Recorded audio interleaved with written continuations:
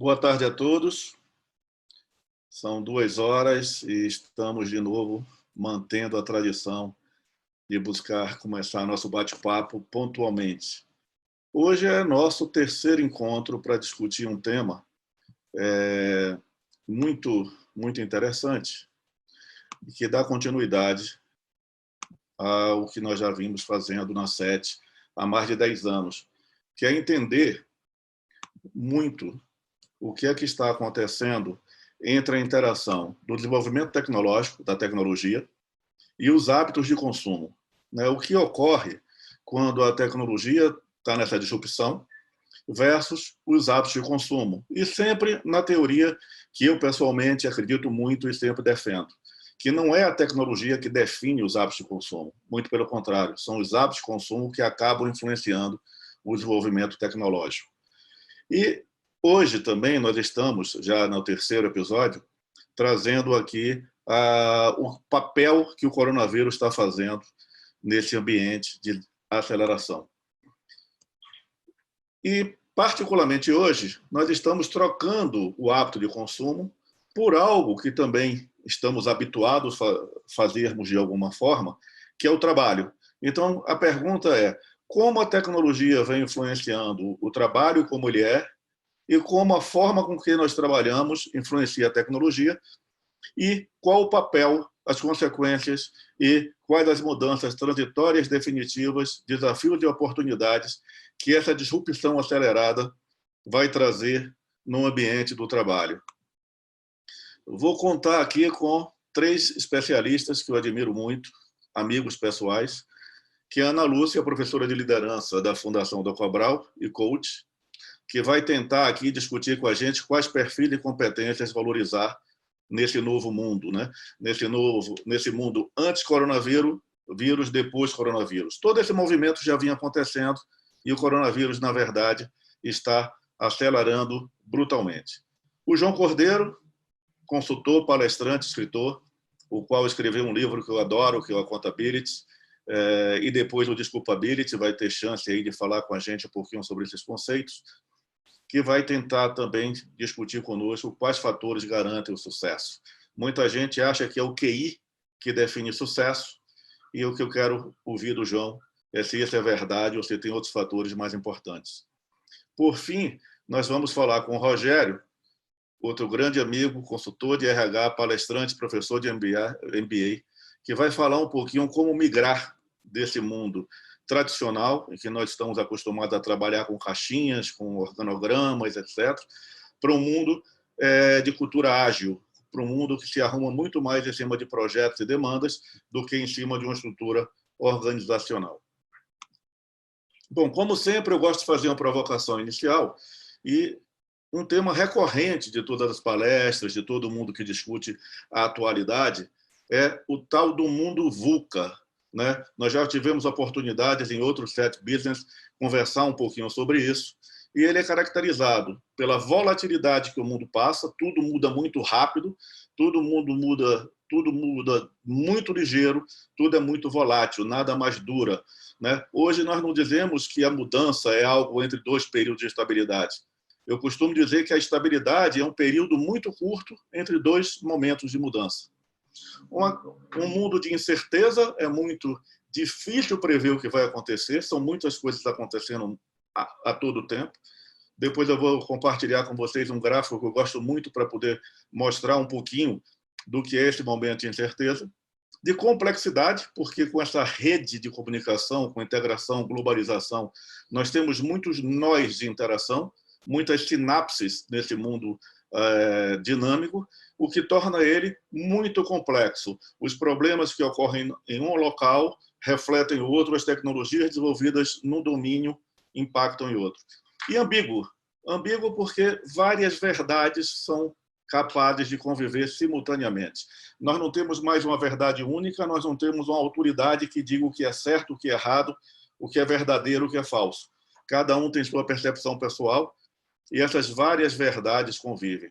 E para complicar ainda mais esse mundo VUCA e tornar ele um pouquinho mais brasileiro ainda, o mundo se tornou MUVUCA, porque a gente acrescentou a necessidade de significado As pessoas precisam dar significado ao que fazem, as pessoas precisam dar significado ao que aprendem, as pessoas precisam dar novos significados à vida para entender o momento que estão passando.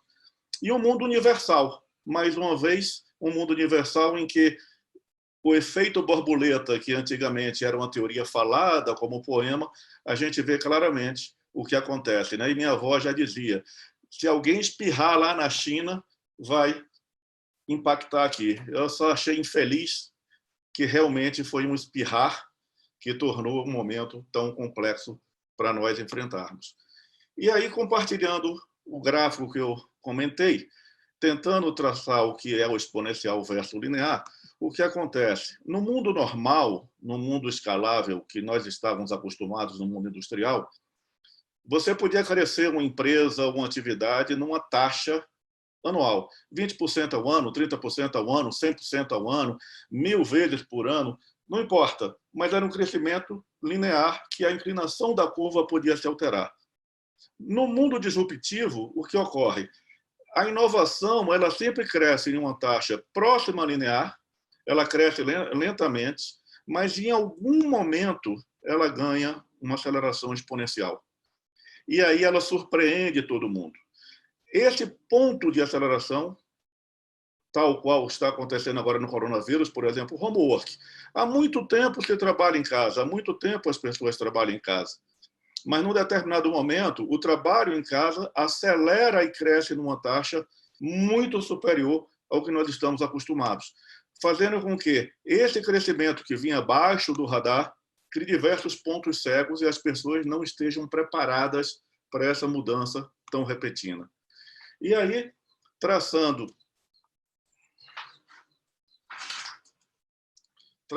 aqui, estão me avisando que a internet está falhando. Está falhando para vocês ou está ok? Bom, então, buscando aqui mais uma questão, só para a gente encerrar aqui essa fala inicial, o que acontece com a inovação? A inovação ela sempre vai atender uma demanda que está ali presente, que as pessoas gostariam de resolver, a insatisfação das pessoas, e quando ela surge, ela traz para a gente aquela sensação de tudo muito bom. Mas o que se esconde abaixo da ponta do iceberg? Consequências. Porque elas mudam as regras para as quais nós estamos preparados a viver. Ela muda a forma de fazer e ela traz, muitas vezes, problemas de coexistência do mundo anterior e do mundo atual. Ela traz novos conflitos, ela traz preocupações quanto à manutenção de emprego, ela traz preocupações quanto a como vou aprender, ela traz preocupações se os empregos terão qualidade. E no que nós estamos vendo hoje, eu peguei algumas palavras que eu estou ouvindo com uma frequência imensa.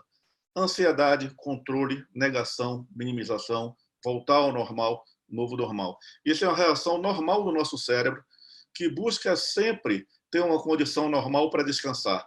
Nosso cérebro consome muita energia processando. Quanto mais conforto nós tivermos, melhor. E o que é que nos dá esse conforto?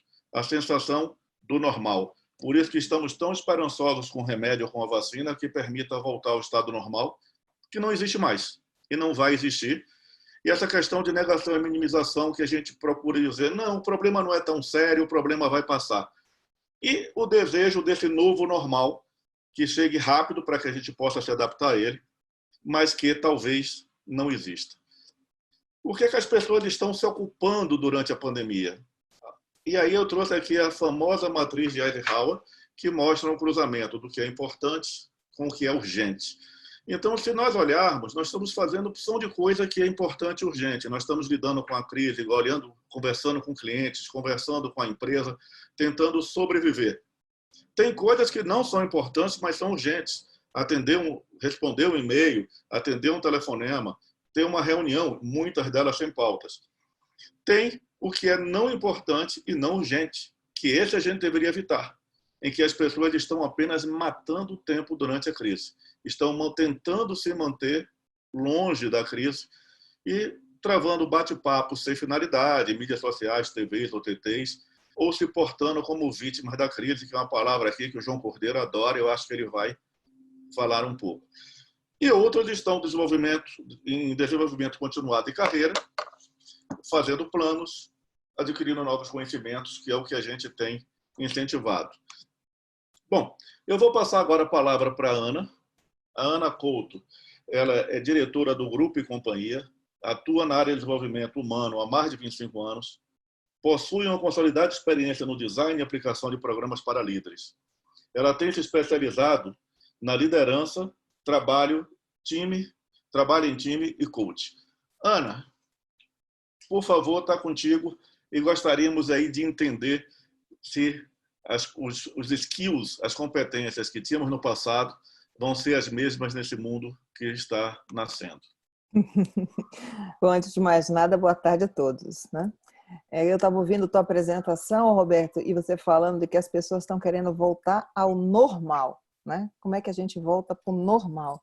E aí é muito interessante pensar que normal é esse, porque normal não quer dizer saudável, não quer dizer sadio, quer dizer apenas que a gente já estava acostumado a ele.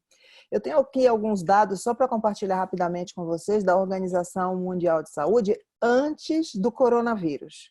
Nós temos no mundo, hoje deve ter crescido esse número, 322 milhões de pessoas sofrendo de depressão. Temos 264 milhões sofrendo de ansiedade antes do corona, tá?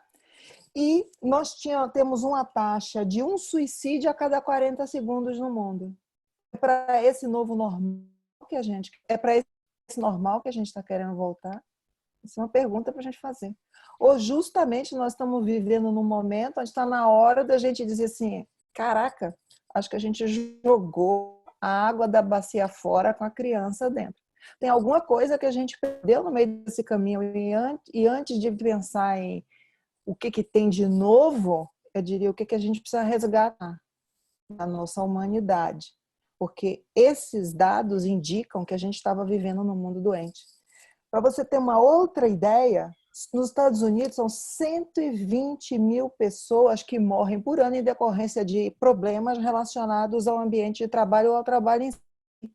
90% dos custos, olha que interessante, 90% dos custos de saúde das empresas com os empregados estão relacionados à depressão e ansiedade, a doenças relacionadas ao estresse. Que normal é esse? A gente está com saudade disso. Só que às vezes a gente piora antes de ter que melhorar, né? Para tomar um susto e ver assim, o que a gente precisa resgatar? E eu acho que o coronavírus, com toda a dor que ele traz também uma oportunidade da gente pensar que mundo é esse que a gente está querendo para nós e o que a gente precisa rever. Então, falando de soft skills apenas, já que você disse que, como você bem colocou, o mundo é muvuca, tem dois tipos de inteligência, competências dessa inteligência que acho que a gente precisa começar a valorizar, que antes estavam desequilibrados, né? Nós demos muita importância às inteligências relacionadas às nossas habilidades técnicas, à nossa capacidade analítica, ou seja, tudo que diz respeito à inteligência, o que a gente chama cerebral racional. E um certo até descaso, e por que não dizer, até algumas pessoas que falam disso eram vistas meio um pouco como piegas, né? Colocado numa categoria de intelectuais de segundo nível, vamos dizer assim. Está relacionado à inteligência intrapessoal, que é a inteligência competências que eu preciso desenvolver para lidar primeiro comigo mesmo. E se há uma coisa nesse momento de coronavírus, nesse momento de turbulência que nós estamos vivendo, que você precisa investir é na sua inteligência intrapessoal. Primeiro, uma consciência de como você está, consciência emocional. Eu brinco aqui com meus amigos dizendo assim, o corona, ele não trouxe nada de novo, ele apenas tirou debaixo do tapete o que já estava lá. Então, aquilo que você estava postergando, confrontar, agora, meu amigo, hora da verdade, hora de olhar para isso de frente. Então, assim, se eu tinha fragilidades ou estava, digamos assim, estava esquecendo ou não tomando cuidado que eu devia tomar nessa área, eu provavelmente estou sofrendo muito mais nesse momento. Que inteligência? Então, a capacidade de se auto-perceber. Tem gente que está fugindo de casa e mora sozinho, porque não aguenta mais ficar consigo mesmo, né? O índice de agressividade familiar cresceu. Então, ou você arruma, ou você piora. Esse é um momento muito decisivo na vida da gente. Então, o controle das emoções, a consciência de nós mesmos, e principalmente dentro desse pacote, a gestão da atenção. Você mostrou a matriz do tempo do Eisenhower, desculpa, Eisenhower, que também é a matriz que o Stephen Covey usa, né? Na verdade, ele mudou um pouco, ele deu uma invertida, mas não importa. Não existe gestão do tempo sem gestão da atenção. E a minha atenção tem a ver com o meu estado emocional.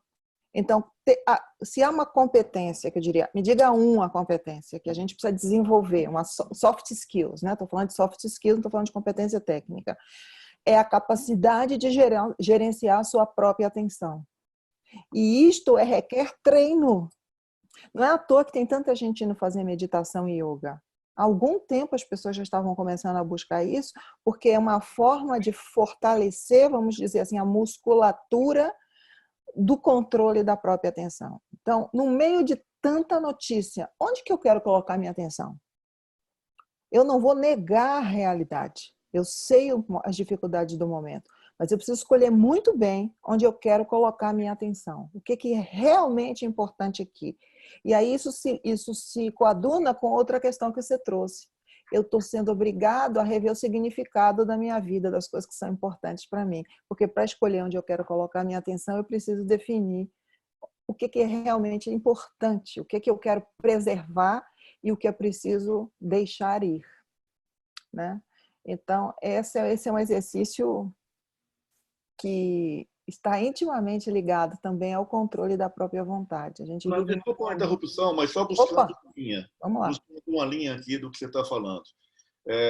A gente ouvia muito dos RHs, dos livros de formação de pessoas, que o mundo tinha migrado, né, no recente, das competências técnicas e analíticas para as comportamentais. E uma delas que se valorizava muito era a relação interpessoal.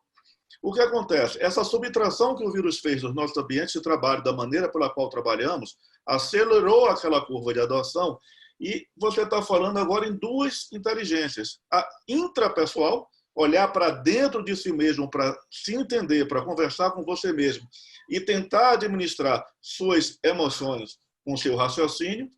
E também a existencial, de que é saber que você existe, que você está junto com um todo e o significado pelo que você existe, para que você possa... Quer dizer, Exatamente. É aquela história, por que eu levanto da minha cama todo dia e não simplesmente eu tenho que levantar da minha cama? É isso?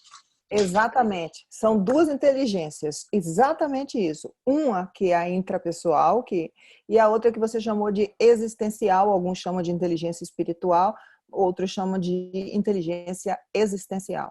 Qual é o meu significado? Qual é a minha contribuição dentro desse contexto que eu vivo?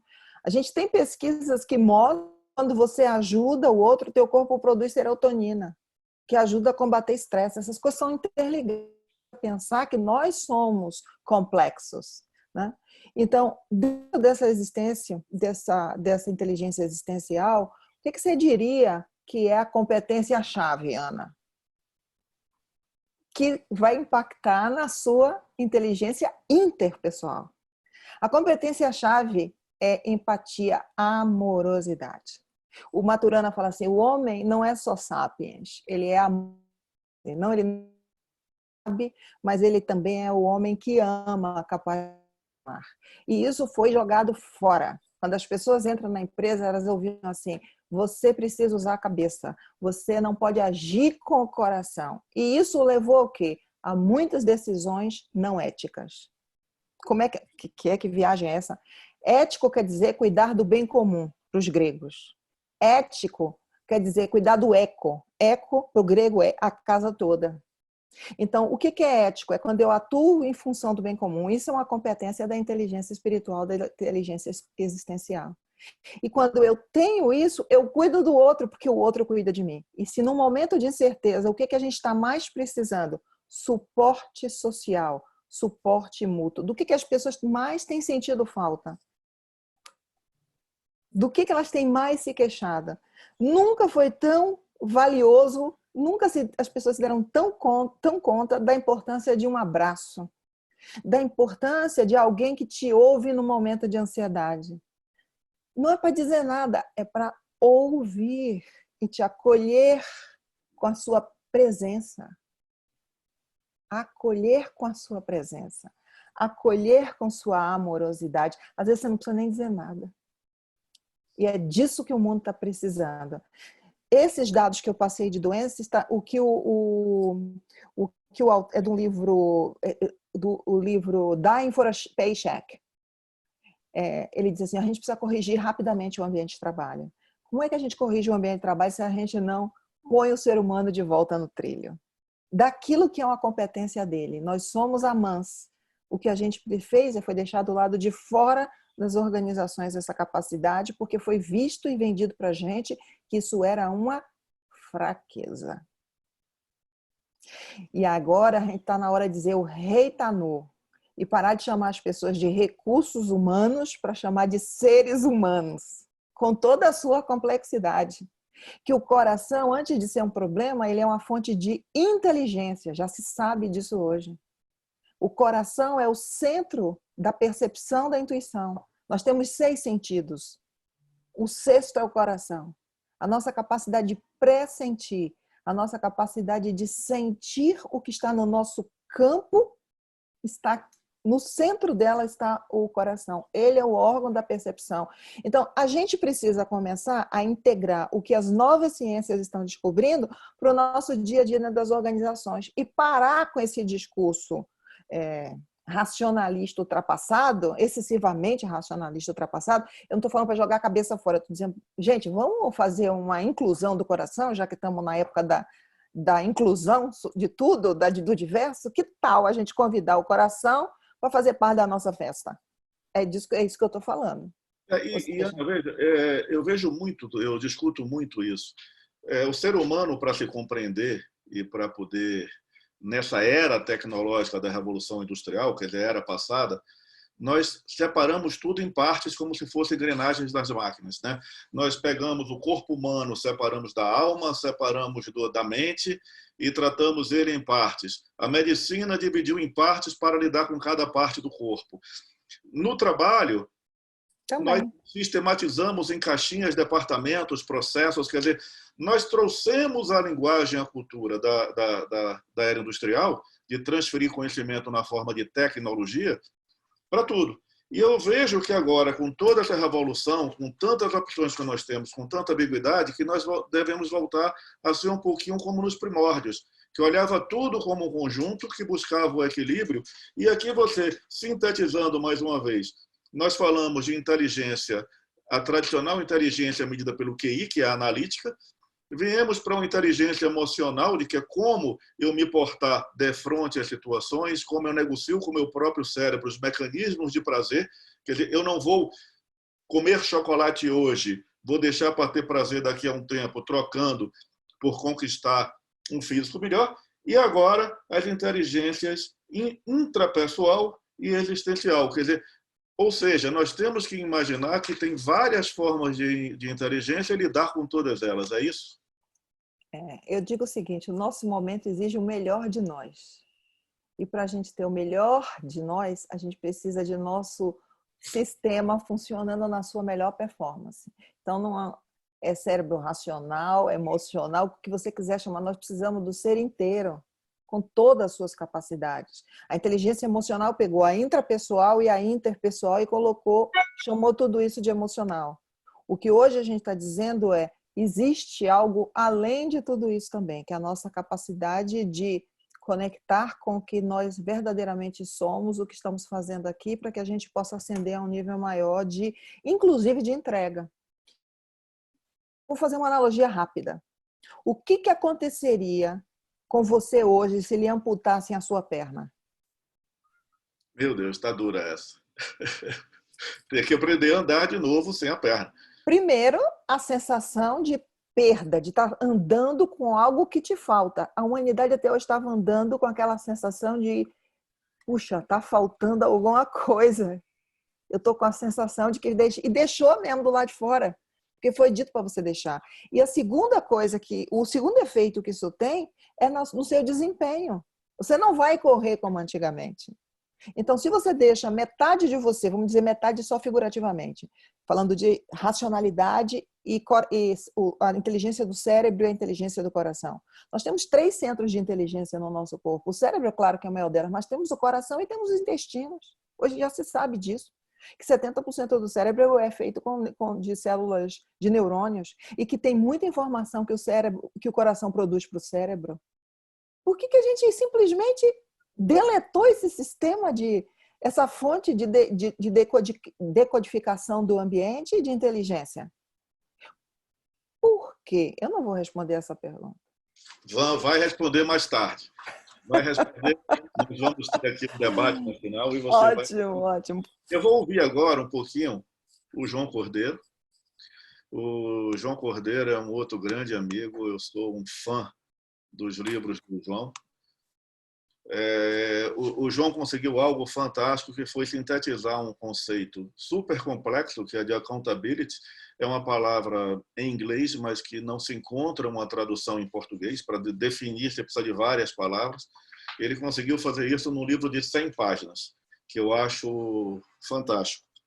E o João, ele tem uma formação acadêmica, graduado em psicólogo pela PUC, pós-graduado em marketing pela SPM, 41 cursos nos Estados Unidos e Suíça, é consultor, é mentoring, é escritor e costuma fazer palestrantes para profissionais buscando alta gestão. Tem uma experiência profissional no exterior muito grande, em diversos países, e conseguiu recentemente fazer um sonho, do qual eu tenho a honra de fazer parte do conselho, que foi fundar o Instituto Brasileiro de Accountability, que é um projeto de levar para a sala de aula no Brasil, sala de aula do ensino médio, o conceito e fazer com que as crianças tenham acesso a esse novo mindset. É uma forma diferente de pensar, é uma forma diferente de encarar o mundo, e nós estamos com esse desafio.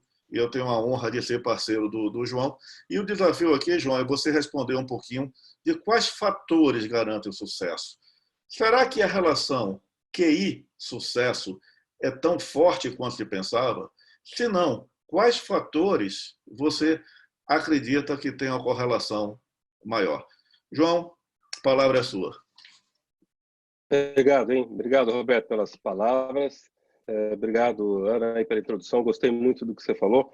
Eu só vou fazer uma observação. Você falou que às vezes é piegas falar da inteligência emocional, e eu costumo dizer que, na verdade, o que existe é uma ditadura do lado esquerdo do cérebro.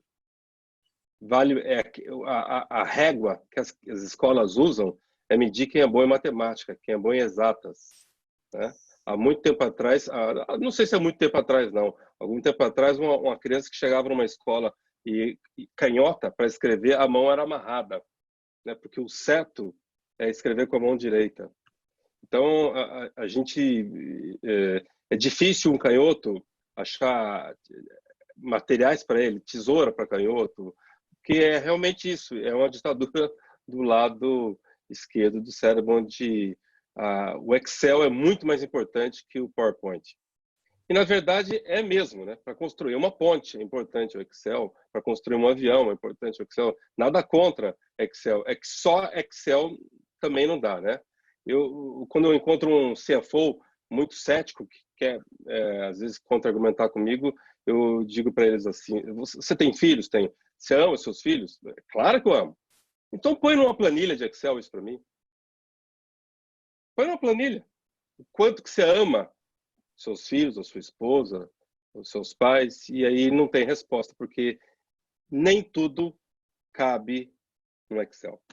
João, eu vou te colocar um pouquinho, né? Uma das grandes coisas que o ser humano tem, diferente dos outros, é a capacidade de contar histórias, né? E Sim. imaginar. Sem a linguagem, sem a retórica, a gente não tem nem passado nem futuro, porque é ela que estrutura o futuro e o passado, né? Nós seríamos iguais aos outros animais, teríamos só presente. Então, o PowerPoint, quando conta histórias, boas histórias, e não vende só marketing, o PowerPoint é uma ferramenta tão poderosa quanto o Excel no mundo analítico. Está contigo, Claro. Nivaldo. E a ideia não é um melhor que o outro, né? Os dois compõem, né? Eu ficaria muito inseguro em atravessar uma ponte feita só na base do PowerPoint. Eu preferia ali um engenheiro dando um aval na história, né? Então não é um ou outro, mas o equilíbrio é os dois.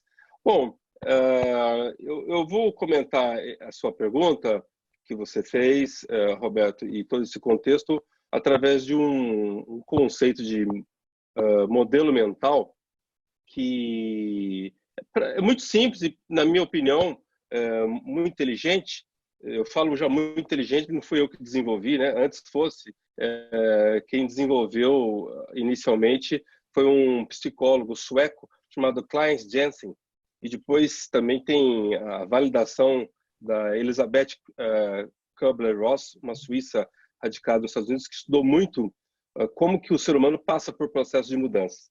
E segundo os dois, seja lá qual for a mudança que a gente esteja envolvido, pode ser um divórcio, uma separação, pode ser demissão, né, de emprego, sua empresa pedir falência, pode ser uma quarentena imposta ou prorrogada.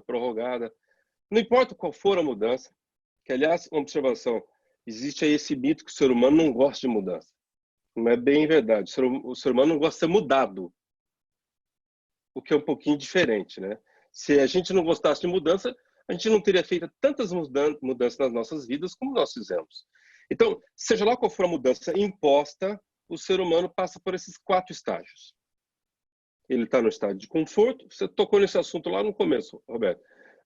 Depois vem a notícia, ele vai para o estado de negação. Depois de um tempo, ele vai para o estado de confusão. E depois ele vai para o estado da renovação. Ô, João, só um dado interessante. Nosso cérebro, sem contar a mente, como a Ana chamou a atenção, que a mente hoje envolve células do intestino e células de todo o corpo, mas o cérebro, ele tem menos de 2% da nossa massa corpórea, mas ele consome mais de 20% da energia que a gente consegue gerar através da alimentação e da respiração. Então, repare que é um órgão que consome muita energia. Por que ele precisa do conforto? Ele precisa do conforto para repousar. E o que é que o conforto dá? O normal. As coisas são sempre como foram, ou seja, a gente faz sem pensar, não gasta cérebro. Quando acontece o que você falou, que o mundo muda embaixo da gente, a gente entra no desconforto e até no pânico. Então, basicamente, eu acho que é isso dessa negação e confusão. Subtraíram as regras que nós criamos para viver confortavelmente. As regras mudaram. E, Roberto, é importante a gente saber o seguinte: todo sistema que processa a informação gera calor. Por isso que o nosso cérebro consome muita energia. Por isso que alguns computadores têm processadores com 2 ventiladores. Por isso também que cerca de 30% da verba de um data center é para resfriar aqueles computadores. E os maiores data centers do mundo estão em regiões frias. Estão do lado de um lago, estão do lado de um rio, no hemisfério norte, porque é uma forma de economizar dinheiro resfriando. Então, o neurocirurgião, a única coisa que faz quando alguém está com um problema muito forte é resfriar o cérebro. Isso. Quando o interior no caipira, o cara fala assim: eu fiz tanta conta que a minha cabeça ficou quente, realmente ficou quente, porque o aumento de temperatura é maior. Tanto é, só fugindo um pouquinho do assunto, né? Se você for dentro do Facebook, a temperatura lá dentro é 17 graus para trabalhar. Apple, Amazon, 19 graus. Nosso corpo gosta de 22, 23 graus, mas não é a melhor temperatura para se processar a informação. Mas voltando aqui, né, a história do cérebro. Então, quando a gente recebe uma informação, uma notícia que a gente não tem controle, a gente sai do conforto. Isso dá a sensação para a gente de desconforto, né? E eu tenho aqui só um pequeno modelo que nos ajuda a gente entender que esse processo se dá para todo mundo, mas vai dar com velocidades diferentes. Então, vou lembrar uma coisa aqui para vocês. Vocês se lembram o que aconteceu dia 8 de julho de 2014? Vou repetir. 8 de julho de 2014. Muita gente não lembra, né? A não ser que seja aniversário de alguém. Mas eu vou falar um caso para vocês que vocês lembrem. Vocês se lembram de 7-1? Lembramos. 7-1 lembra? Então, foi nesse dia. Então, eu vou contar assim. Quando começou o jogo, primeiro minuto, o nosso cérebro, a maioria dos jogadores, dos telespectadores, estava onde? Conforto. Vai lá, Brasil, mais um jogo, vamos faturar dos alemães. 11º minuto, 1-0 Alemanha. Aí, algumas pessoas já foram para a negação. Outros ficaram ainda no conforto. Não, o Brasil vai reagir. Vai lá, Brasilzão, ele tem que tomar 1-2, que é aí que ele reage, ganha de virada, é melhor ainda. Mas algumas pessoas já foram para a confusão. O que está acontecendo? 23º minuto, segundo gol. Boa parte que estava no conforto já foi para a negação. Talvez já tivesse gente que já estava até na renovação querendo desligar a TV. Cai fora, já acabou, aqui é a Copa. 24º minuto, terceiro gol. Boa parte ficou presa na negação. 26º minuto, quarto gol. Né? 24º minuto, terceiro gol, e 26º minuto, quarto gol. Teve gente que, na hora que acabou o jogo, estava absolutamente confuso, com pensamentos fantasiosos do tipo, será que o jogo foi vendido? Será que o juiz era corrupto? Será que os jogadores foram dopados? São perguntas de culpabilidade, que são perguntas que endereçam sempre um culpado. Outros, quando terminou o jogo, já tinham, tô fora, já acabou a Copa. Mas teve gente que só foi elaborar isso uma semana depois, quando a Argentina perdeu e foi eliminado da Copa. Então, esse momento a gente passa num timing muito diferente de um para o outro.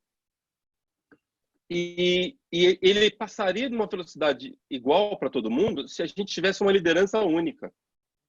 Então, em uma empresa onde tem uma liderança clara, que diz que está acontecendo, ela consegue fazer com que seus 500 funcionários, 1.000 funcionários, 10.000 funcionários vão fazendo essa trajetória de uma forma única. Mas se há liderança confusa, o presidente da empresa fala uma coisa, o vice-presidente fala outra, aí tem o diretor de RH que fala outra completamente diferente. E tem países assim? Tem ou não tem? Tem, não tem, gente? Então, não tem como a população andar junta. Aí, cada vez mais, cai em nós a nossa responsabilidade. Porque nesse momento da negação, existem 3 sentimentos que funcionam como um verdadeiro freio de mão. Travam a gente nesse momento. O primeiro sentimento é o apego. Apego ao modelo que eu tinha antes. Apego à situação que eu estava antes. Por isso que a vontade de voltar para o novo normal. Eu quero aquilo, mas na verdade é o meu cérebro que quer. Na verdade, a gente quer voltar ao normal, né, João? O pessoal está querendo uma vacina, um remédio para voltar a ser tudo como era antes. E agora está começando a aceitar essa renovação, dizer o seguinte, não, já que não dá para ser como era antes, pelo menos vamos ter um novo normal. E na vida, o novo normal é a cada dia, né? Exato, exato. O segundo sentimento é o sentimento do medo. Porque tudo que eu não conheço, eu traduzo como medo. E se eu tenho medo, eu vou reagir em extremos. Ou eu vou menosprezar, isso não é nada. Ou eu vou ficar paranoico. Tudo isso porque eu não estou processando isso direito. O terceiro sentimento que vai nos atrapalhar é a comparação. A comparação ela sempre surge de uma maneira injusta, de uma maneira errada, equivocada. Então eu comparo com outros países que têm realidades completamente diferentes. Né? Comparar, por exemplo, o Covid no Brasil com a Coreia do Sul.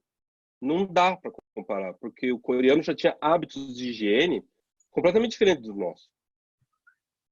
Ele já entrava na casa dele sem calçado. As ruas já eram lavadas. O distanciamento social já existia. Ele não abraçava, não beijava, balançava a cabeça à distância. Então, cuidado com as comparações que a gente faz, tanto de países quanto de empresas. Quer ver uma comparação que eu escuto muito? A pessoa vai para Buenos Aires, volta e fala, nossa, que cidade maravilhosa, cidade limpa, que bacana, as praças e tal. São Paulo não é assim. Eu falo, mas pera um pouquinho, cuidado, você está comparando três coisas diferentes, né? Buenos Aires é a capital comercial, a capital industrial e a capital de turismo, né? E a política. Se é a mesma coisa você juntar todo o dinheiro de Brasília, todo o dinheiro que circula no Rio, colocar em São Paulo. Então, às vezes as comparações levam a gente para caminho equivocados, né? Então, como é que... Só um exemplo aqui interessante sobre negação. Eu, há um tempo atrás, fui ao Rio de Janeiro, há um tempo atrás, mais de 15 anos, né? Fazer um treinamento numa empresa de decoração. Quando eu cheguei lá, eu ia fazer o trabalho com as vendedoras e com a gerente. Uma vendedora me chamou no canto e falou assim, João, você lembrou de trazer um presente para a filha da Terezinha? Terezinha é a gerente da loja. Eu falei assim, olha, desculpa, eu não trouxe nenhum presente, eu não sabia que era aniversário da filha. Aliás, não sabia nem que ela tinha filha. Dessa vendedora rapidamente chamou uma outra e falou, vai lá na esquina comprar qualquer coisinha para o João dar, porque a Terezinha vai ficar muito chateada se o João não der esse presente para a filha dela. Eu falei, ok. Enquanto a vendedora foi, a quem me chamou falou, eu vou te contar a história. A Terezinha, na verdade, teve uma filha. Mas a menina faleceu. Só que ela comemora o aniversário da menina todo ano. Eu falei, faz quantos anos que a menina faleceu? Ela falou, a menina faleceu quando ela tinha 2 anos de idade. O que é uma fatalidade, né? Para qualquer mãe, para qualquer pai. Eu falei, e quantos anos a menina tem agora? Teria agora? Ela falou, 16. Eu falei, e ela comemora aniversário há 14 anos? Ela falou, comemora. Comemora, tem bolo, tem festa. E todas as pessoas que menosprezaram isso, a Terezinha mal conseguiu manter um relacionamento. E ela falou ainda, nós que já fomos na casa dela, a gente vê uma situação lá muito triste. Porque a gente passa, o quarto da menina está intacto. A televisão está ligada, na época que eu brigava na MTV. O armário tem jeans, peça de vestido, tá meio aberto, às vezes tem uma toalha jogada na cama, o secador de cabelo, um sapato solto, parece que ela tinha acabado de sair. Aquela mulher estava vivendo em negação há 14 anos. Ela estava doente e adoecia as pessoas em volta dela. Um líder que nega a situação de um contexto, ele está doente. Ele adoece todas as pessoas em volta dele. A saída para isso, gente, é a gente tomar posse daquilo que é mais valioso, que é o nosso próprio destino. Como é que eu faço isso? Eu faço isso entendendo que eu sou protagonista dessa história. Porque o contrário é eu entender que eu sou vítima da história. E quando eu passo a entender que eu sou vítima, eu entro naquele tema que a gente vem discutindo há muito tempo, que é de desculpability, que é a habilidade de dar desculpas. E são várias desculpas, né?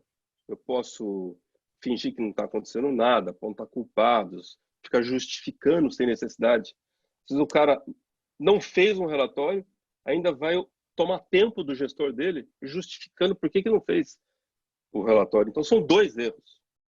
Envolve quem não está nos problemas, envolve juntos, né? Por exemplo, quando ele copia um e-mail para diversas pessoas. Vocês já receberam, né? E-mail copiado por diversas pessoas. É o carinha lá na ponta envolvendo outros que não tem nada a ver com o problema. Tem um roteiro de desculpas. Reclama de tudo. Não é comigo, já fiz minha parte, enviei o e-mail. Isso, já estava assim, quando eu cheguei, não ganho para isso, não é minha função. Em geral, as empresas ficam trabalhando em torno de 6 a 9 tipos de desculpas.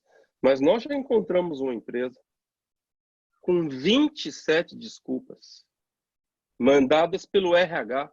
Assim, ó, essas são as frases que a gente ouve aqui dentro. E por coincidência, não é uma empresa privada, né? É uma empresa híbrida, é uma autarquia. É uma pessoa que faz por interesse, assim, o que eu vou ganhar se eu fizer aquilo? Eu vou ganhar o quê se eu fizer o que o fulano está pedindo? Procrastina, deixa para depois, faz com má vontade ou age como vítima. Então, esses comportamentos travam a pessoa nesse estágio que nós estamos. Qual é a saída, né, amigos e amigas? É a gente incorporar essa virtude moral, accountability. Como é que eu faço isso, né?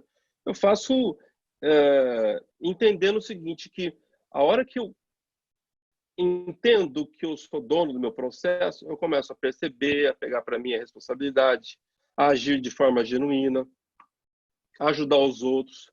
Eu passo a ter uma postura accountable e cada vez mais eu alimento uma visão positiva do futuro. Sem visão positiva do futuro, não tem como eu sair de um processo de mudança que foi imposto por mim. Então eu vejo que é dessa forma que o profissional do futuro ele vai conseguir atuar. Eu vejo assim que a palavra hoje que eu mais escuto é ágil, agilidade. Que eu acho que é um termo até que o Rogério vai tocar. Mas para eu entrar no mundo ágil, eu preciso ter consciência, né? Estado de alerta, que o americano fala awareness. Eu preciso ter esse estado de alerta dos medos que estão me atrapalhando nesse momento. João, você tocou em 2 pontos aí. Você tocou no que a Ana falou, da awareness, quer dizer, eu tenho que conhecer minhas emoções, conhecer a mim mesmo para estar nesse estado de alerta. E na questão do ágil, que é a questão da ter a responsabilidade de você cumprir seu papel. E aí é que eu discuto sempre. Na hora que a gente olha aquele pipeline da liderança, que o Rancharan tanto fala, de ser líder de si mesmo para ser líder de pessoas, para se tornar líder de líderes e depois líder de corporação, a maioria dos líderes, no piloto automático, no normal, esqueceram de liderar a si próprio, de tomar conta de sua própria vida, e os subordinados mais ainda. Então, sempre tinha alguém dizendo o que fazer. Na hora que a gente vai para o homework, ou como alguns estão falando, housework, não tem ninguém tomando conta da gente. É você que tem que se gerir. E as pessoas não estão preparadas. Então, eu acho muito bom isso. E desculpa a interrupção, vou aproveitar para lembrar algumas coisas que você fala que eu acho maravilhosas. Uma é deixar de perguntar quem é o culpado, quem é o responsável, por que isto aconteceu comigo, e passar por uma postura de o que eu posso fazer para resolver, o que eu posso fazer para contribuir, ou o que eu posso fazer para minimizar o problema. Quer dizer, é uma mudança de mindset, daquele que veio instalado na cabeça da gente quando a gente nasceu, toda criança sabe dar desculpa sem ninguém ensinar, para um de tomar a responsabilidade para si, para gerar resultados positivos. Né? Em vez das coisas acontecerem a mim, eu sou vítima, eu sou agente passivo, é perguntar, as coisas acontecem por causa de mim. Então, João, eu acho que essas suas frases que eu queria relembrar foram muito marcantes quando eu li seu livro e quando eu participei de alguns bate-papos e treinamentos contigo. Obrigado, Roberto. A gente chama de perguntas por trás das perguntas, né? Eu tenho uma categoria de perguntas de culpabilidade, que geralmente são perguntas que começam como quem, desde quando, por quê, né? Por que isso está acontecendo comigo? Por que agora? Você veja, é uma pergunta que não tem resposta, né? E ela sempre vai me colocar como vítima. Ou de quem foi a ideia? Quem foi a ideia de fazer um lockdown, de fazer uma quarentena? No seu jogo de 7-1. E assim, no seu jogo de 7-1, de quem foi a culpa? Foi do juiz? Isso. Foi do impedido? Foi o zagueiro? Foi o goleiro? Não importa mais. O que muda o placar do jogo é o que a gente vai fazer diferente para virar o jogo, em vez de... Correto. É isso mesmo. E a outra categoria de perguntas é aquela que começa como, de qual forma, como que eu poderia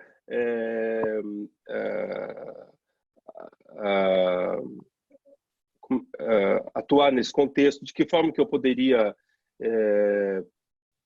a contribuir, como que eu poderia ajudar a mim mesmo e aos outros. E talvez, nesse momento, eu tenho que fechar meu ouvido para algumas coisas que eu ando escutando. Porque eu tenho em minha volta parentes, amigos,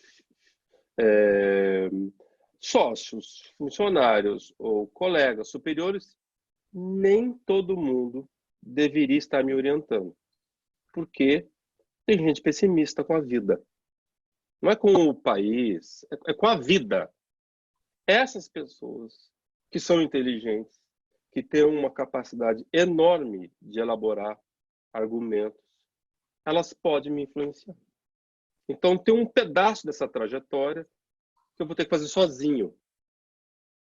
Entendeu? Bloquear meu ouvido para algumas pessoas e seguir realmente essa trajetória de ir atrás de uma visão positiva do futuro e tentar encontrar qual é a minha parte, o que eu posso fazer. Muito bom. E João, você está lembrando uma coisa também, né? Escolher que cavalo seguir, né? Se você segue o cavalo errado, você está frito. Então, eu acho que é isso. E eu vou fazer o seguinte agora, eu vou ouvir um pouquinho do Rogério. A gente está avançado aqui no tempo, mas a gente vai até 15h30. Os que puderem ir com a gente até 15h30 estão convidados. É um tema muito importante, 3 palestrantes aqui riquíssimos, que não dá para desprezar este conhecimento, né? Então, a gente acaba estendendo o tempo, e se a gente quisesse conversar aqui sobre o futuro do trabalho, ia o dia inteiro. Bom, agora nós vamos conversar um pouquinho com o Rogério Bragaroli. O Rogério é economista, engenheiro, MBA em recursos humanos. Por mais de 30 anos foi sênior em várias empresas de supply chain, vendas, recursos humanos, em empresas de renome.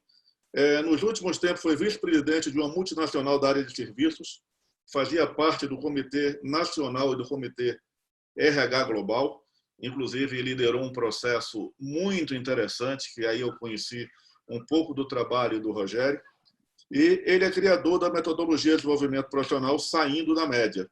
Então, eu vou passar a palavra para o Rogério, e o Rogério, eu estou provocando essa pergunta para ele, porque ele teve na prática a experiência de pegar toda uma empresa e migrar com ela do modelo tradicional, hierárquico, dividido em caixinhas, para um modelo numa cultura ágil, em que as equipes multidisciplinares eram montadas por projeto e cada pessoa respondia à equipe sem ter o conceito de departamentos.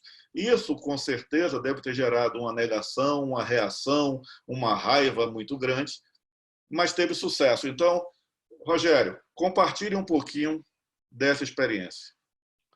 Ok, boa tarde, pessoal. É um grande prazer estar aqui, é uma oportunidade, muito obrigado pela oportunidade de eu estar aí com grandes profissionais. E antes de eu começar a falar dessa experiência minha e dos meus colegas da implantação da estrutura ágil na organização, eu queria ratificar algumas coisas que o João e que a Ana estavam falando.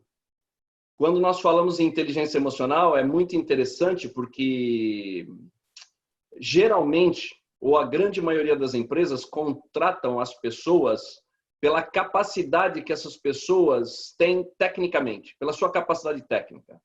Só que essas pessoas, elas são promovidas, ou elas são demitidas pelo comportamento. Então, daí vem a importância da inteligência emocional, daí vem a importância da sanidade mental. Eu já fiz, talvez, centenas e talvez milhares, porque nunca contei, de entrevistas com profissionais de todos os níveis. E é muito frequente a gente encontrar muita gente extremamente boa tecnicamente, mas com uma inteligência emocional de uma criança. Então, isto faz a grande diferença, já fazia grande diferença, e eu acho que a partir de hoje, com toda essa humanização que eu acho que ela veio para ficar, eu acho que é o lado bom de toda essa coisa ruim, isso vai fazer mais diferença daqui por diante. Bom, respondendo à pergunta do como sair desse mundo tradicional para o ágil, a ideia aqui não é falar da metodologia ágil, porque eu também não sou um super especialista nisso, mas sim de algumas coisas, de algumas características dessa metodologia que pode que elas podem ter extrema importância para os profissionais daqui por diante, né? A metodologia ágil, para quem não sabe, ela não significa fazer as coisas depressa, né? Na verdade, ela foi criada para melhorar um fluxo de trabalho, para melhorar a produtividade e entrega de valores constantes. Inicialmente, ela foi usada no desenvolvimento de softwares, mas atualmente é uma metodologia que está sendo usada numa infinidade de processos e empresas pelo mundo inteiro, tá? Bom, algumas coisas que são comuns e que a gente aprendeu na metodologia ágil e que é muito legal e que está muito alinhado com este dia a dia de mudança, de insegurança, de incerteza, é o seguinte. Primeira coisa, na metodologia ágil é muito importante o trabalho em equipe auto-organizável. E isso significa cada um é dono da sua accountability, mas um ajuda o outro. Existe uma sinergia, existe um espírito de equipe, não existe chefe, a hierarquia é totalmente informal. Isso é uma coisa que faz uma grande diferença e é uma barreira muito grande para algumas pessoas atualmente. Outra coisa que é importante, a receptividade a alterações frequentes e também a mudanças e a erros. A gente não está acostumado a errar. A gente passou a escola inteira onde você errava, você tomava nota baixa. Isso se estende hoje para a cultura das organizações. Errar é uma coisa muito complicada. E, na verdade, não é. Se você errar e não errar novamente e aprender com os teus erros, este é um ganho inexpressível para todas as organizações. E isso é possível na metodologia ágil. Então, eu acredito que os profissionais agora vão ter que aprender a errar, aprender, desaprender, errar depressa para não errar de novo. Isso é uma coisa extremamente importante. Outra coisa importante que eu vejo no profissional é o dinamismo nessa estrutura ágil. Você tem que ser dinâmico, você tem que conhecer as pessoas, você tem que tirar o melhor de cada pessoa. Você não precisa ser o especialista, mas você precisa andar junto com uma série de especialistas. E aí eu digo para vocês que o network, que é uma coisa que às vezes dá um trabalho, uma preguiça, né, da gente tomar um café, da gente mandar um WhatsApp para as pessoas, ele talvez seja uma das coisas mais importantes hoje do profissional moderno. Se você não tem um network, se você não conhece pessoas que sabem fazer algumas coisas, é impossível você saber fazer tudo. Eu não estou falando para você virar um generalista completo, mas eu estou falando para você conhecer em todas as áreas um especialista que a hora que o teu calo aperta, você pode apelar para ele, pode pedir ajuda para ele. E pode também ajudá-lo, né? Então, tudo isso, como eu falei, é uma equipe auto-organizável, um ajudando o outro. Quando a gente fala em estrutura ágil, parece que não, mas a disciplina é de fundamental importância. Para quem conhece bem os Scrums e todas as ferramentas usadas na disciplina ágil, se você não tiver uma disciplina, se você não tiver tempo, se você não tiver uma ação periódica, ela não funciona. E compromisso, né? Ter o accountability, para entregar o que lhe cabe no tempo adequado e na qualidade adequada. Perfeitamente, perfeitamente. Isso tudo, Roberto e amigos, isso tudo ele vai dar para o profissional uma grande flexibilidade. E o que hoje os pensadores de RH estão falando do profissional líquido, né? Eu acho que isso vai transformar o profissional no profissional líquido. O que é o profissional líquido? É o profissional maleável. É o profissional que hoje pode trabalhar numa empresa com carteira assinada ou sem carteira assinada. É o profissional que trabalha no full time ou ele pode trabalhar part time até para mais de uma ou duas empresas.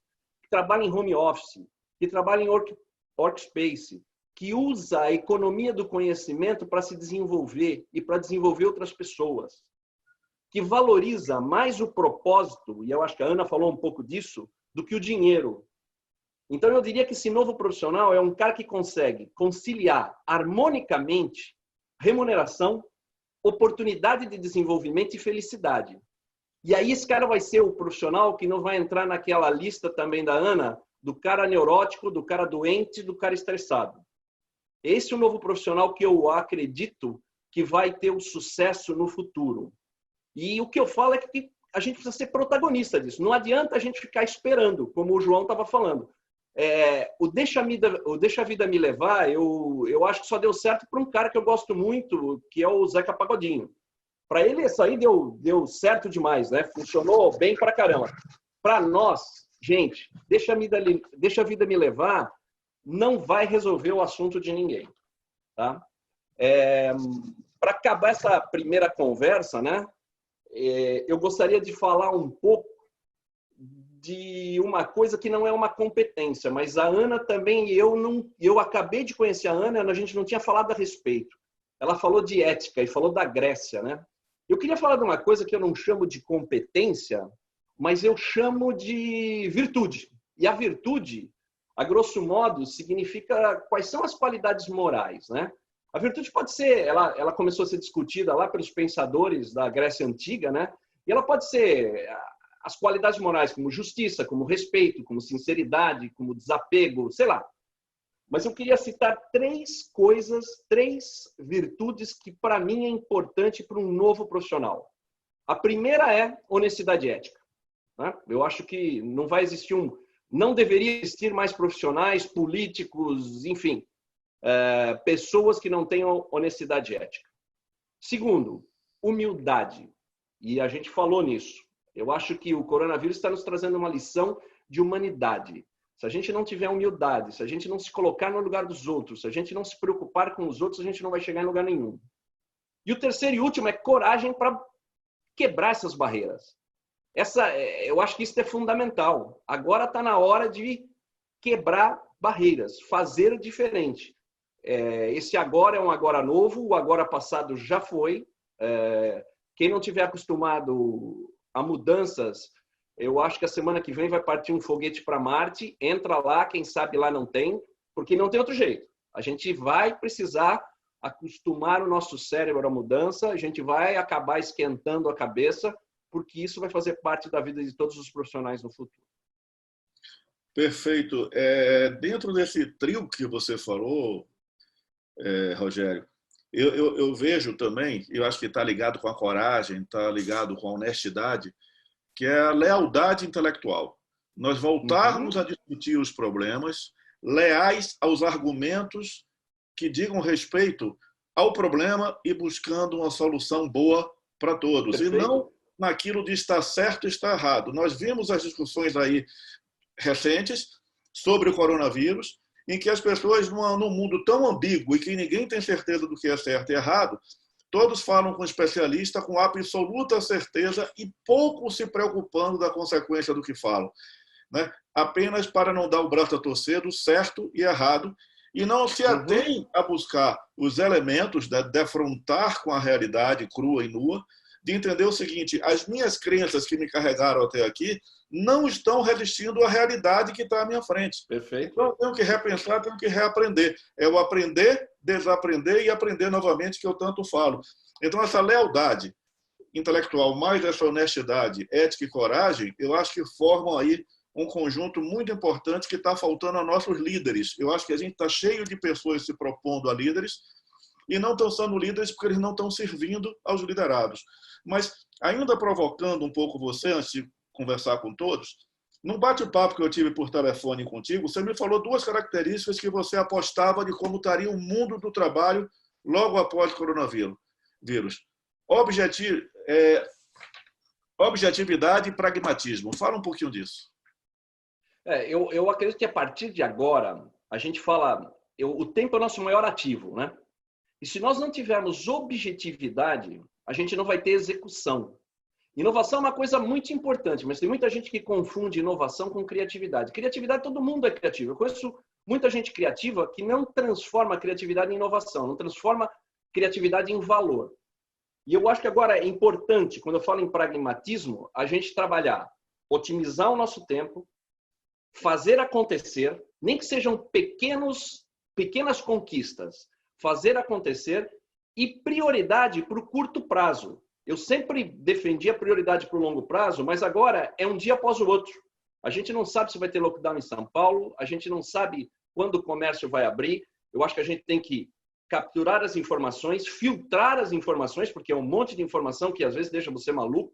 Se você tentar absorver tudo e começar a ler tudo, você vai ficar maluco com fake news e outras coisas. filtrar tudo isso e começar a fazer sua parte. Começar a ser o que eu falei, o protagonista. Executar. Executar e planejando no curto prazo. Não deixando o planejamento de longo prazo de lado, mas um dia após o outro. Eu acho que isso vai ser fundamental para o nosso recomeço nessa nova vida. Perfeito.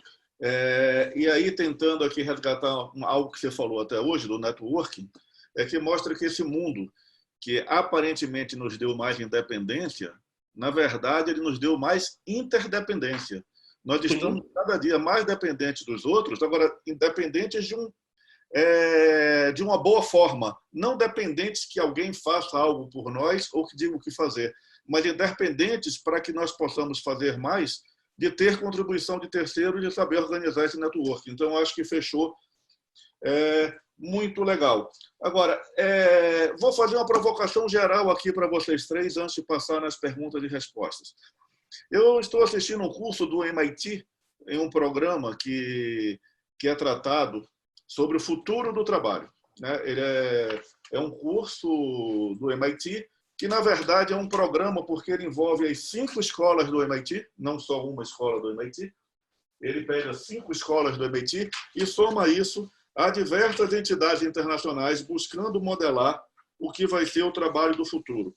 E eu destaquei aqui alguns pontos em que mostra justamente isso. Na hora que a gente fala do futuro do trabalho, a gente volta àquele velho modelo mental de dizer o seguinte: a tecnologia vai determinar, ela é determinística quanto como será o futuro do trabalho.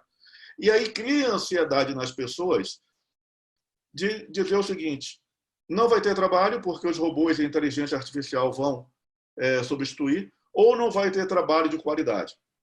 Essa escola, esse programa feito pelo MIT, as conclusões e a busca deles é justamente ao contrário, em que a sociedade, sim, pode moldar como será o futuro do trabalho e moldar como as tecnologias serão implementadas. Mais uma vez, a ética. Aqueles que acham que a tecnologia dita o ritmo e aqueles que acham que a tecnologia deve ser usada como uma regra, como uma solução e não como ditando o problema. E aí tem um estudo muito interessante que ele mostra que nos Estados Unidos, na década de 40, no pós-guerra e no plano de recuperação, se formou o que ele chama de um contrato social, um contrato de trabalho, em que empreendedores, trabalhadores e investidores arrumaram uma maneira de fazer com que a produtividade crescesse, mas que todos ganhassem. E aí, quando você pega a série histórica dos Estados Unidos, isso é incrível, eu posso depois compartilhar o link, mostra que a produtividade nos Estados Unidos, de 1940 até 1978, cresceu na mesma taxa que os salários cresceram em todas as categorias, desde as categorias com maior formação e menor.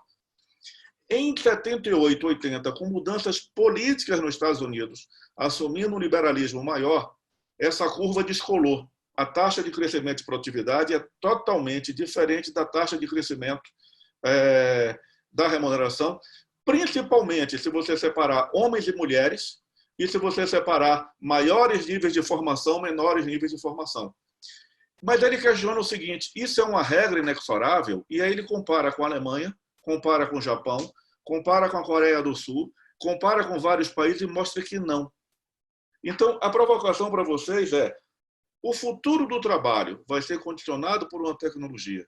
E é irreversível o processo em que vai faltar emprego e vai faltar trabalho de qualidade, ou vocês veem, como a MIT propõe, que trabalhando junto, governos, escolas, sociedade, ambiente como um todo, ou seja, o pentahélice trabalhando junto, é possível construir um futuro para o trabalho bastante mais próspero e compartilhado. Ana, está contigo. A pergunta é: o robô vai tomar meu emprego? Você está em mudo, tira o mudo. O robô vai tomar o meu emprego? Não sei. Acho que tem uma coisa que a gente precisa aceitar: a nossa limitação em prever futuro. Primeira coisa. Não sei. Primeiro, acho que uma coisa importante é começar a aprender a dizer não sei, em lugar de querer ser profeta. Como você disse, tem muita gente querendo prever e falando de coisas como especialista, de coisas que são impossíveis de prever. A gente vive num mundo complexo. Então, assim, vai tomar alguns lugares, isso é fato, já está tomando. Tudo que é trabalho braçal ou de pouca inteligência a bordo já foi tomado, isso aí já é passado. Vai tomar o trabalho do ser humano? Que trabalho? De que ser humano? O Michael Hammer ele tem uma expressão que ele diz assim: a gente não consegue prever o futuro, mas a gente consegue trabalhar nas condições que nos ajudarão a prosperar, qualquer que seja o futuro. E disso nós viemos falando aqui até agora, de quais são essas competências, essas capacidades que vão nos ajudar a lidar com máquina, sem máquina, com esse futuro. Porque a capacidade de adaptabilidade do ser humano é infinita, a gente viu isso, nós temos aí alguns milhões na nossa história. Então, dizer alguma coisa como certo nesse momento dá uma de futurista. Melhor abraçar a ambiguidade, né? Hein?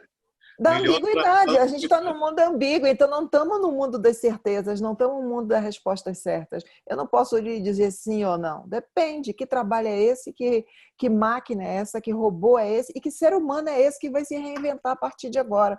Eu gosto muito da linha do MIT. Eu acho que tudo isso que está acontecendo, eu espero que seja um despertar para a humanidade, para dizer, cara, a gente está na mesma nave, ou a gente cuida dela, vai todo mundo dançar. Então, acho melhor a gente pegar um outro caminho. E vamos pegar toda a nossa inteligência a bordo para construir um mundo melhor. A máquina vai estar nesse mundo? Já está. Eu posso fazer uma observação aí? Eu concordo e eu diria o seguinte, eu acho que a máquina vai substituir muita gente, mas dependendo do que você fizer, ela não vai te substituir. Vamos pegar um exemplo claro. Provavelmente as máquinas vão substituir a grande maioria dos cozinheiros industriais. Por quê? Porque ela vai conseguir fazer comida sozinha. Mas ela dificilmente vai substituir um chefe de cozinha. Então você vai ter que fazer uma transformação na tua vida. Você vai ter que se mexer, fazer diferente, fazer uma disrupção que o Roberto mostrou no início da nossa apresentação. Você vai ter que sair do antigo cozinheiro e virar um chefe de cozinha, aprender a falar inglês, aprender a fazer novas receitas, porque isso a máquina não vai fazer nunca. O que você está dizendo? Então eu entendo que sim, vai tirar muita coisa operacional, e isso vai ser um problema futuro para todos os países, principalmente para os países subdesenvolvidos como o nosso, mas cabe a cada um de nós fazer diferente, usar a máquina como uma ferramenta para melhorar o teu trabalho, não para substituir o teu trabalho. E você está voltando a dizer que usar um pouquinho mais o hemisfério direito do cérebro, né? Certamente, certamente. Bastante mais. O que você está dizendo, Rogério, é deixar de ser um profissional commodity. Isso, perfeito, exatamente. João? Vocês estavam falando e me lembrou uma capa da revista Popular Mechanics de 62, 64. Isso entrega a idade, viu? Falar em revista mecânica popular, quem conhece entrega a idade. Era uma capa preta e branca. Era uma capa preta e branca, futurística, mostrando os carros do futuro. Então era uma autopista, assim, preto e branco, né?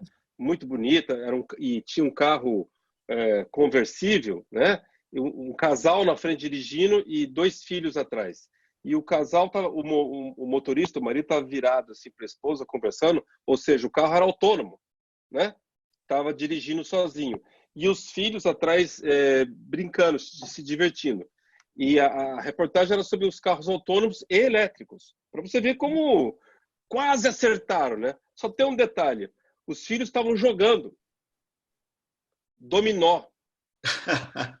Então, assim, eles conseguiram prever um monte de coisa. Que os carros iam ser autônomos, que ia ser elétrico, né? Só não conseguiram prever que as pessoas iam se divertir com um negócio desse. E eu gosto muito dessa capa dessa revista, porque ela mostra o seguinte: a gente consegue imaginar mais ou menos como seria o futuro, mas não consegue acertar. Exato. Mas dentro disso... Roberto, eu acho, sobre máquinas, assim, eu não sei se elas vão tomar o nosso emprego. O seu é o seguinte, que nós vamos ter que aprender a conviver com elas. E que nesse processo, eu vou morrer atirando. Entendeu? Elas podem até tomar meu emprego, mas eu vou dar trabalho para elas. Vou morrer atirando. Sem dúvida. Mas, João, eu acho que a provocação do MIT ela está muito mais no seguinte, numa linha que eu gosto muito do Drucker, né? Que ele dizia que a melhor forma de prever o futuro é construindo. Né? E eu também gosto de uma analogia com máquina muito interessante, que diz o seguinte: o presente é uma grande máquina de transformar inúmeros futuros possíveis em um único passado. Né? Então, é você imaginar um cone de opções e o presente vai transformando. Então, o que eu vejo, o que eu me missionei, é tentar o seguinte: transformar ou acelerar os futuros desejáveis. E o que eu acho legal disso é o seguinte: as pessoas, nessa questão da mudança do futuro, a gente minimiza de alguma forma e nega pela impotência. Olha, tudo isso vai mudar, eu não tenho o que fazer, eu vou ser substituído. E o que eu acho que o que está provocado aqui é justamente o contrário. É como eu vou me adaptar, como eu vou ser flexível, como eu vou mudar meu modelo mental para estar pronto para essas mudanças, que sim, as mudanças são inexoráveis, mas a gente pode lidar com elas de maneiras diferentes. Então, eu acho que essa discussão que a gente está tendo leva muito com essa provocação do que a gente sempre tem dito. Nós temos que trabalhar em cima de adaptar o futuro, de criar um futuro que nos contenha dentro. Eu acho que alguns futuristas acabam se esquecendo de incluir o ser humano. Olha aí o jogo de dominó do João. Tá bárbaro isso. Tá aí. É fantástico isso aí. Desculpa interromper e colocar na tela, era só para... Fantástico. O John Naisbitt, que foi o cara o futurista mais respeitado, fazia os megatrends, ele descreveu o modelo mental dele.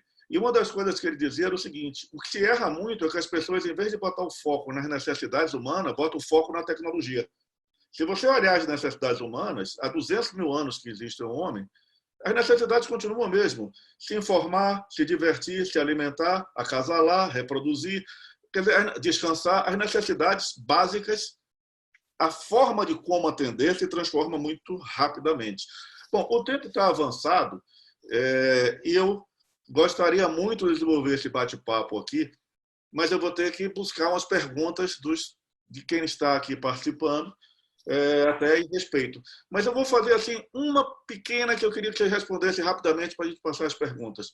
Em cima de tudo isso que a gente falou, quais as recomendações que você daria ao profissional para ele estar atento e qual a postura vocês acham? Claro que não é algo objetivo, não é algo analítico, Ana, é algo muito flexível, mas assim, aonde ele tem que pôr a atenção dele e que caminhos ele deve buscar desenvolvimento, porque aquele desenvolvimento de sala de aula e tal não é suficiente, não estou dizendo que ele é desprezível.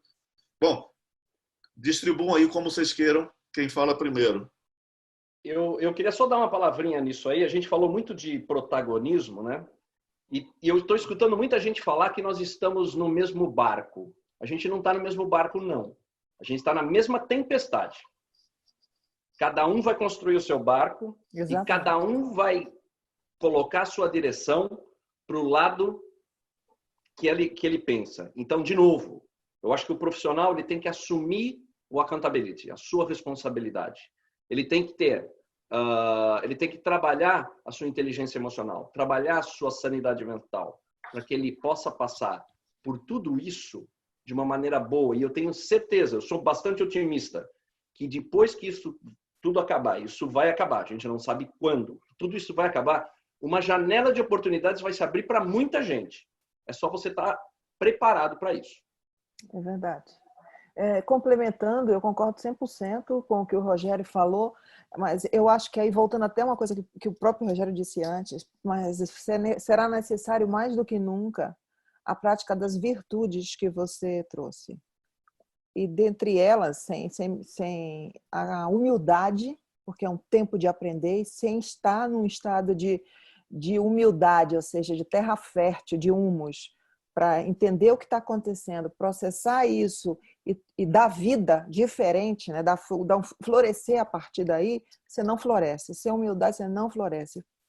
Parta do princípio que tudo voltou a estaca zero. E aí isso vai despertar em você o teu desejo de aprender, sem preconceitos. Isso vai ampliar a tua capacidade para lidar com o que está aí. Acho que isso é um. Segunda coisa é que até para ser humilde você precisa de coragem. Verdade. Muita. Muita Verdade. coragem. Porque a Verdade. gente vive no mundo das armaduras e máscaras. E para você ir lá para a humildade, você vai ter que tirar ela. Isso requer muita coragem. Eu só acrescentaria que seja lá o que vier para frente e virão muitas mudanças, viu, gente? Eu converso com vários empresários e pergunto assim: você previu algum dia algo assim? Você contratou a consultoria de análise de risco para uma série de coisas? Algumas vezes colocou essa situação que a gente está vivendo? E a resposta é óbvia, né? É não. Então a gente não vai conseguir prever tudo o que vai acontecer com a gente pela frente. Por isso que a nossa capacidade de se adaptar, de, de ter um modelo mental flexível, de fazer com velocidade essa mudança, eu acho que para mim é o essencial que a gente precisa ter. A melhor ferramenta. E, lógico que junto com ela vem estado de alerta, empatia, accountability, vem a coragem, vem uma série de outras habilidades, competências e virtudes morais, como a ética, mas essa disposição de eu vou mudar, eu acho que ela é uma condição sine qua non para nós. Com certeza. O João me deixou marcado com uma coisa que ele me falou outro dia, que as pessoas não têm ainda etiqueta digital. As pessoas estão participando de uma conferência e estão olhando o celular. Eu estou olhando o meu aqui, mas são as perguntas, viu? Que eu estou aqui recebendo perguntas. Não, mas aquela observação que eu te falei sobre etiqueta social era de numa sala de vendas onde tinha um dos vendedores que estava sem camisa. E ele falava assim, mas eu estou na minha casa. Aí a facilitadora falava, não, tá bom, você está na sua casa, mas esse é um momento corporativo, né? Reunião do Paulo Pires com empresários, ele de repente falou, pô, ali no canto tem um peladão, e tinha um peladão. E aí o Paulo Scaff ficou todo constrangido, mas foi a piada do dia. Mas aqui, voltando, nós temos mais 10 minutos, eu vou pedir respostas bem rápidas. Rogério, o Paulo Guiné pergunta o seguinte, nesse mundo todo, como vencer a vacina da inovação, que é a governança corporativa? É uma pergunta difícil, hein?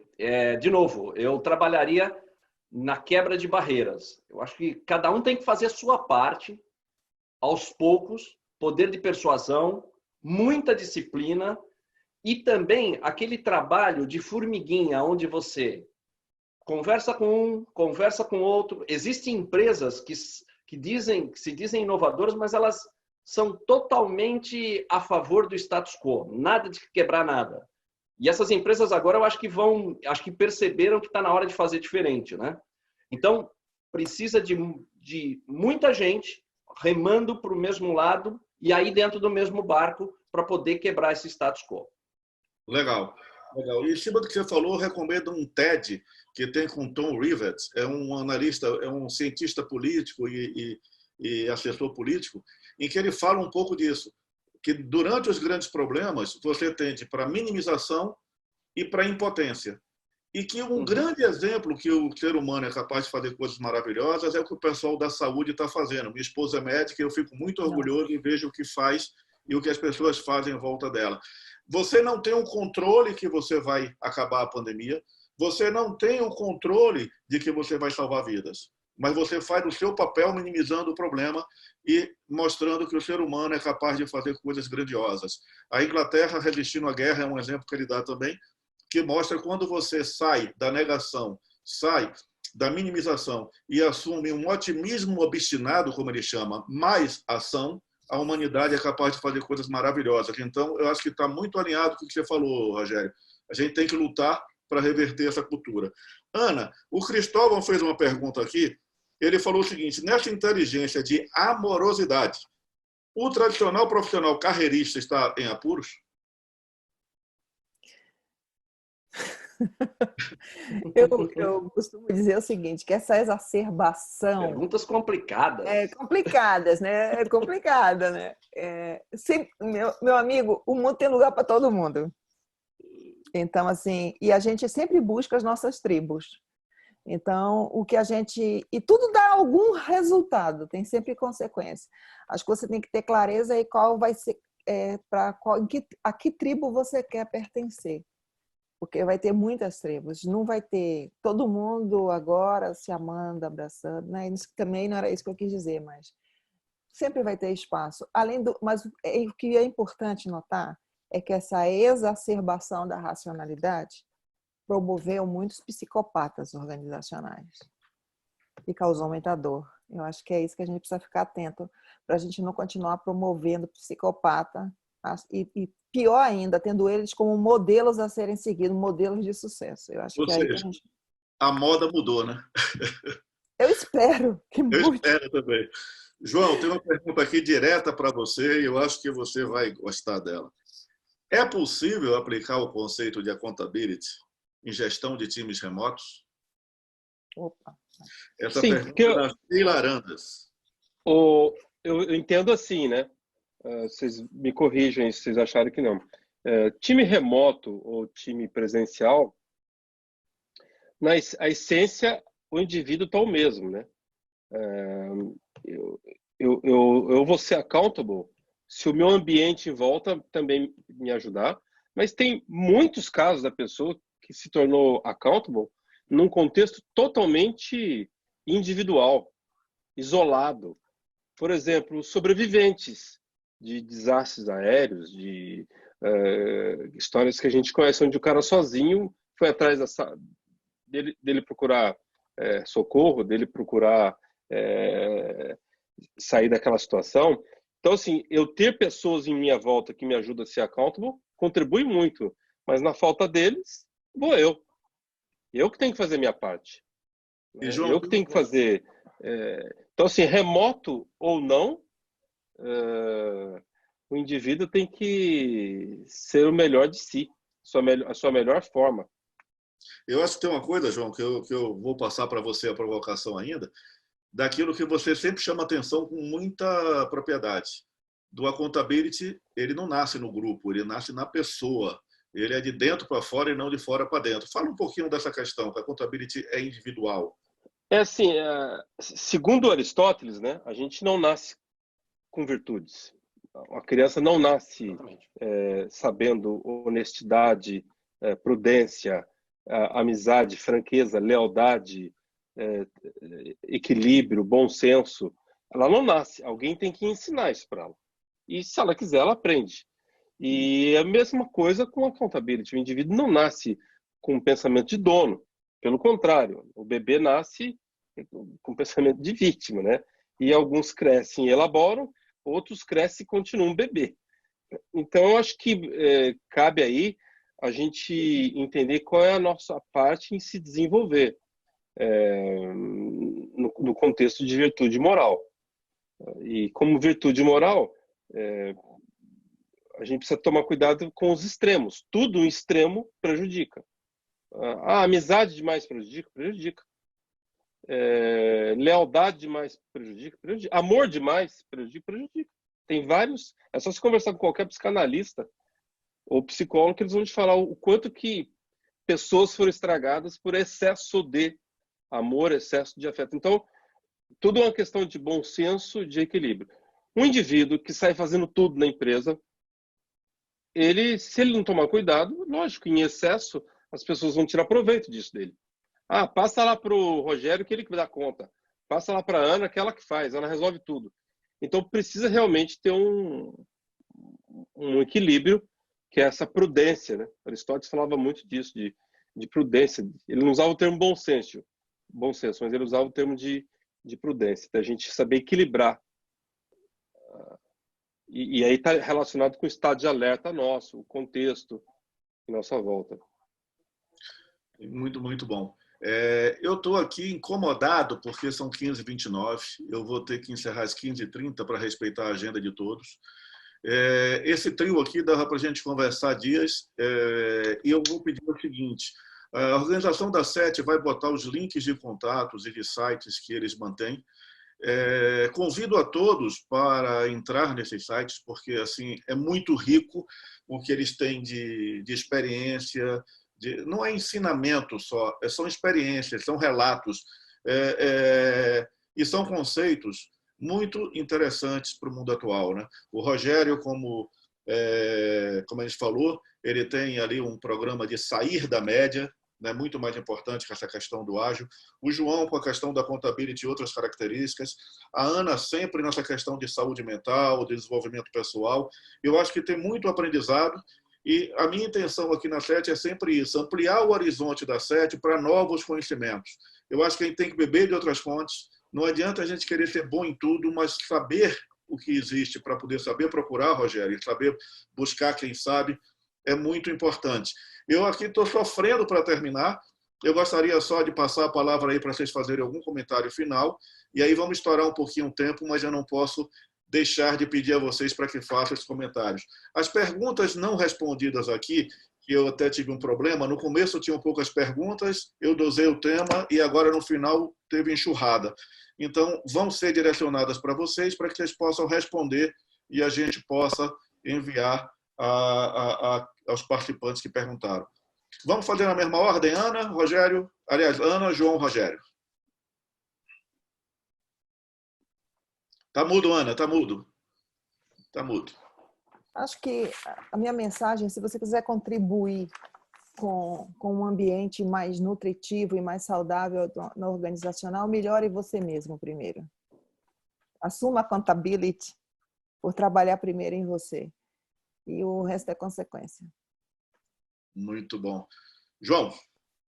Eu faria uma observação que a gente está lutando contra um inimigo invisível. E essa dificuldade da gente ver faz com que, na minha opinião, né, é a causa para que tantas pessoas tenham percepções diferentes.